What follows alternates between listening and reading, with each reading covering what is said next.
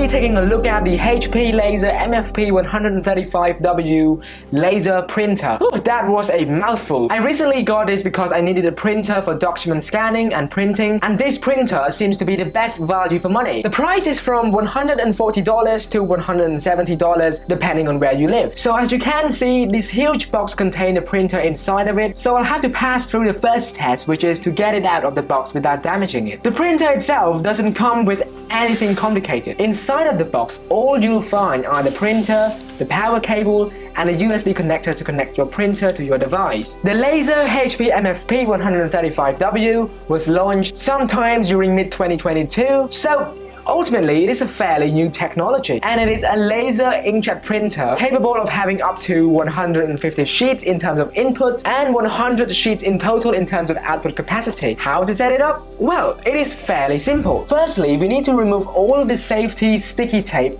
on the printer along with the one inside the ink cartridge. The instruction itself is quite straightforward since we already have an arrow pointing us to the right direction of where we needed to pull, but do not use too much force if you are unsure, because doing so might break the parts inside the printer. So just gently find the right part to pull it out. Then remove the tape and put the ink cartridge back in there. So we are back in the room where I have put the printer right over here. I don't have a proper place for that just yet, but let us go and test it out together. So over here I have plugged in the power in the printer with this cable over there, and right now I will be pressing the on button, which is right here. Okay, it is turning itself on. So while it is being turned on, this sort of printer, especially most inkjet printer with the price around $75 to $150, most of them I do not really recommend you to use it with Wi-Fi because there are tons and tons of bugs that goes along with it. But if you are interested in doing that, you can download an application which is called HP Smart, which should allow you to connect your phone to the printer itself. But generally, I've been using these type of printers for the last 4 to 5 years, and I have always had to plug in the connector, which is this cable right here. I have always had to plug in this cable inside of my laptop into the printer, and then I had to print it out. Otherwise, when I try to use Wi-Fi, sometimes the driver doesn't work and sometimes it is not being displayed. It's very confusing, but just know that if you want to do that, it is possible. It is just a bit buggy. So as you can see, it is telling me or asking me to select the region. My region will be Cambodia, so I will click OK, which is right here. Select yes. So it is clearing the memory. It says that the machine is ready to copy. So I pressed that button earlier because I want to do a sample print. Very simple. And then it will give you the information of the configuration right here.